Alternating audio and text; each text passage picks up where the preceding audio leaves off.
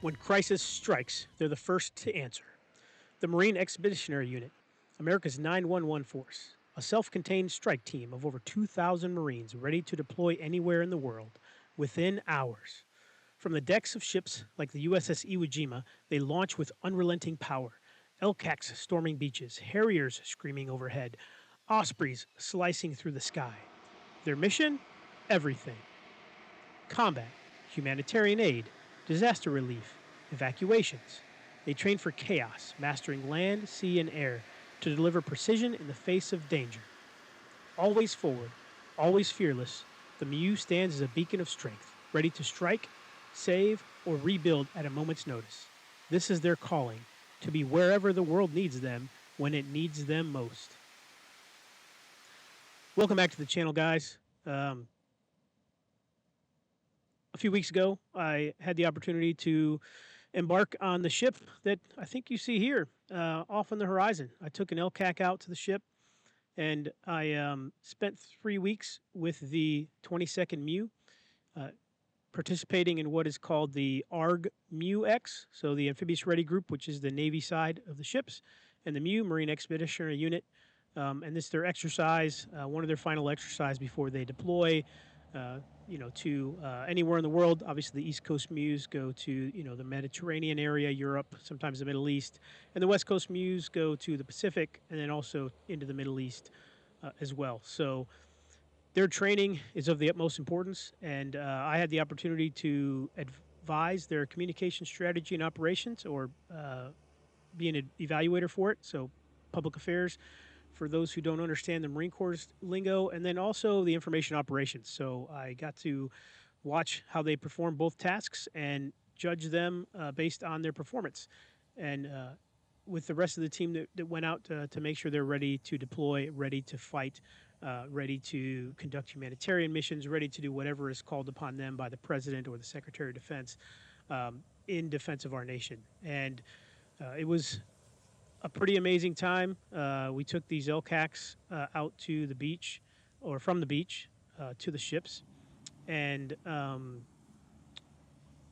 this was my first LCAC ride.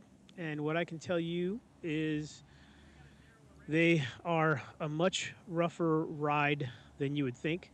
I wasn't expecting it to be this rough. I've ridden in a lot of military aircraft, a lot of military vehicles, but this one took the cake. Luckily, the passenger compartment, which I think you'll see in part of some of these videos, was extremely cold. So the AC was kicking really well and blowing. So just kind of lean back, close your eyes, and the 30-minute ride.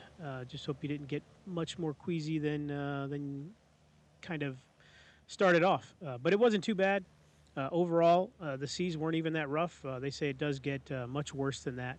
But these things are pretty awesome. I think they're like $50 million for the hovercrafts. You can put a decent amount of vehicles in them. I mean, as you can see here, we just loaded up one 7-ton and a trailer onto that LCAC. That was the same one we rode in on. And I do have another video. I don't remember where I put it or if it's just a short, but you can see looking out the window, those chains that hold that truck down were just flexing something fierce. But it stayed on, didn't move, and they got it off as they docked this into the ship. So it barely fits into the ship when it does pull in, but the ship floods its well deck, what's called the well deck.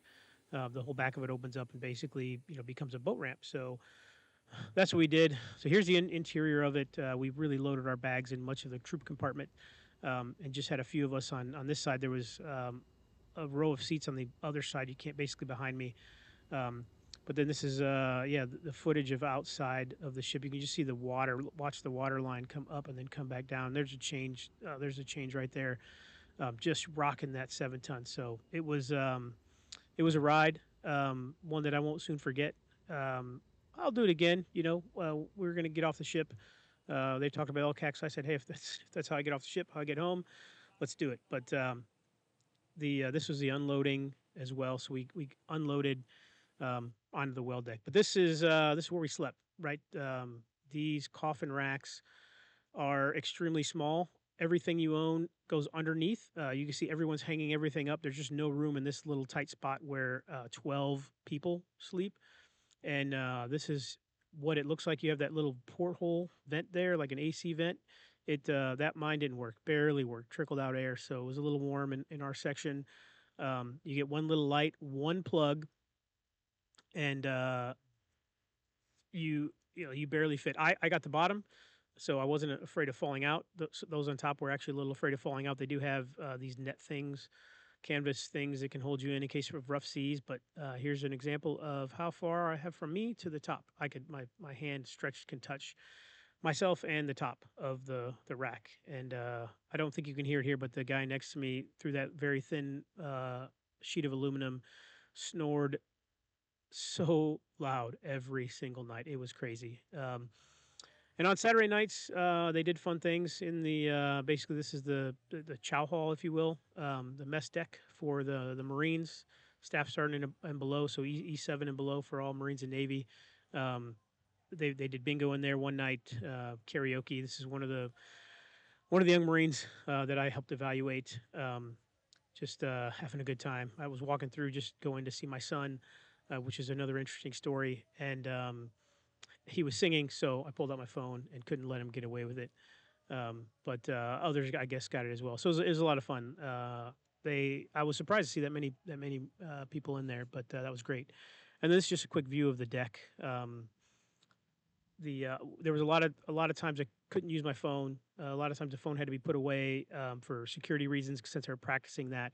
But every chance I got in the mornings, I would try to walk along this catwalk here down the length of the ship, because where we had to have our morning meetings was at the other end of the ship. So every chance I got to get out was good. And on the flight deck here, they actually did on Memorial Day. They did a 5K run. I ran a little bit of it with my foot troubles, but it was hot, sweaty. But a ton of people came out, and if you see here, we there was a water spout as we started the run. It was pretty amazing. There was a second one that I didn't catch, but it was really cool. But on the deck there, you can get out. We can break out our phones every now and then. But on the last day, the last evening, also I grabbed my son and I walked him through parts of the ship, especially parts that are controlled areas that I knew he'd never go into, and we took a picture on the flight deck. So this is my son. I've been in the Marine Corps for about 25 years, and he's brand new. So then we were able to load up and get out of there on our helicopter. So it was an amazing time, and this was my second time doing this, so it was great. Again, this is all the footage I could get. It wasn't perfect, but it was a pretty interesting time. But I will say that my time on the USS Iwo Jima, that's the ship that we were on, was unforgettable. I think my son being there made it that way, but also just being there and the routine and spending time with Marines a few months before I retire was great. From the roar of jets to the quiet beauty of the sunsets at sea that you'll see here soon, the experience showed me what it takes to be part of the 22nd MEU. These Marines and sailors are out here every day, ready to answer the call. I'm so grateful I got to see it up close. If you enjoyed this, here's some of the last footage. I flew an Osprey back. I think you saw the inside of the Osprey. And then came out to the beach for their amphibious landing. So this was the amphibious assault. Again, they're bringing LCACs back to the beach. And then down the beach, there was an LCU, so basically a ship with where the front end, that beaches itself, the front end comes down. All these Marines were on that ship. So they get off the ship, typically have to walk through almost knee-deep water. And then, they're almost a mile down the beach, and they walk a mile down the beach, and they've got a couple more miles to go, maybe even more than that. So there's quite a distance from, I would say from this beach where they're walking, the hike back to their barracks through the woods of Camp Lejeune, is no less than 7 or 8 miles, maybe 10, 12. So that 10's probably a lot. But yeah, it's probably from the end of the beach is probably an 8 or 9 mile hike. And they're fully loaded. I don't know if I caught it in this footage, but there's one that walks by with a full mortar tube. So they were loaded. They look pretty miserable, but happy I think to be done and off the ship and ready to go home and take a little break before they start their next workup and deploy later this year. But one thing that was really interesting to catch was this osprey. It started to land somewhere else and it came around. I think it was looking at the wrong LZ, and then it came to this one. And this LZ, as you're about to see, these power lines run right in front of the LZ. And this guy, he got close. You can watch the power lines right here flex, just flex, as you see him shake right there above that truck in the center of the frame. Um, yeah, it was pretty crazy to watch, and he was probably 10 feet, maybe a little more or less above those power lines.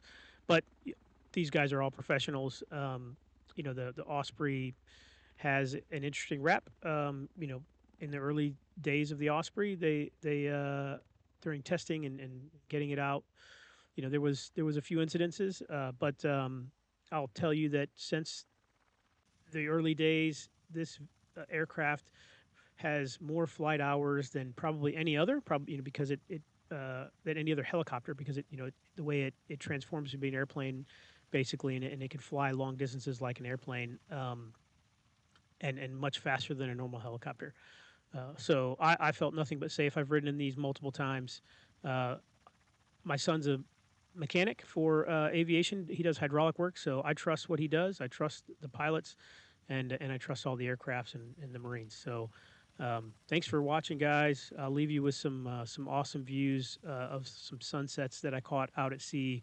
It was just amazing to walk down there, and luckily there was some times when there was a great sunset that I can bring my phone, and I watched one sunset with my son. So, we'll catch you on the next one, guys. Thanks for watching.